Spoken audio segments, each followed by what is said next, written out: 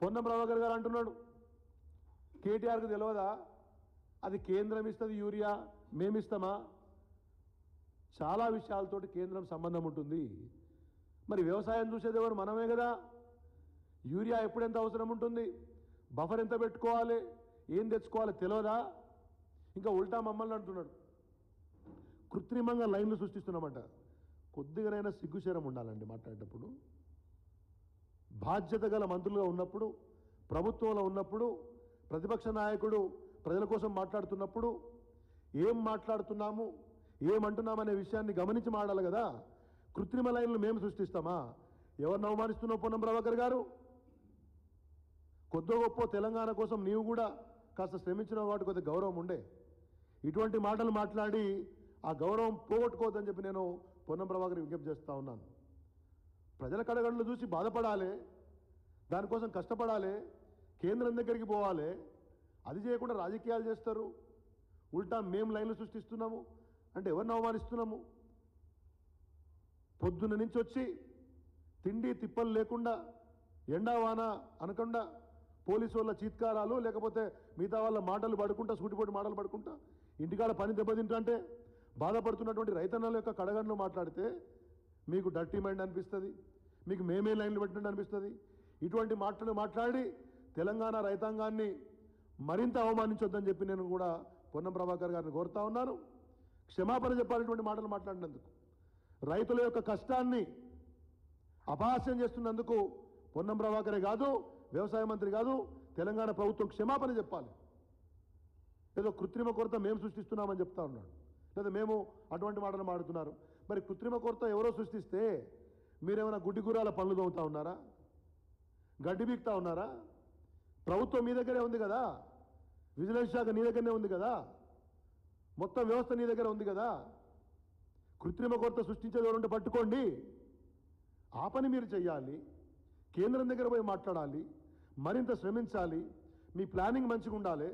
అంతేగాని కేటీఆర్ను తిడితేనో కేసీఆర్ గారిని తిడితేనో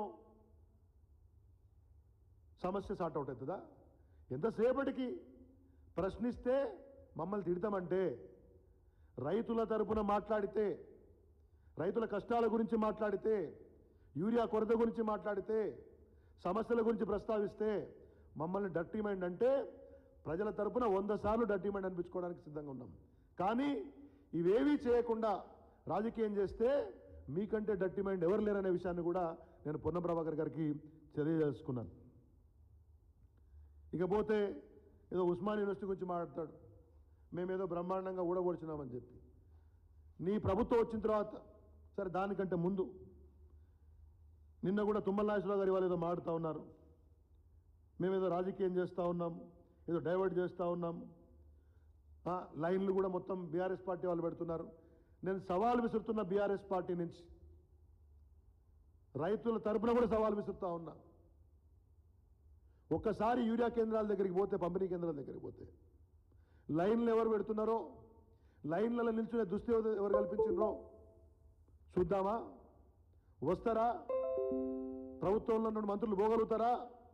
ఇవాళ పంపిణీ కేంద్రాల దగ్గర రైతులు పడిగాపులు కాస్తుంటే ఒక్క ఎమ్మెల్యేనో ఒక్క మంత్రి పోయిండా? అక్కడికి పోతే మరి ఎవరి పులు పలుకుతుందో చూద్దాం ఒక్కసారి.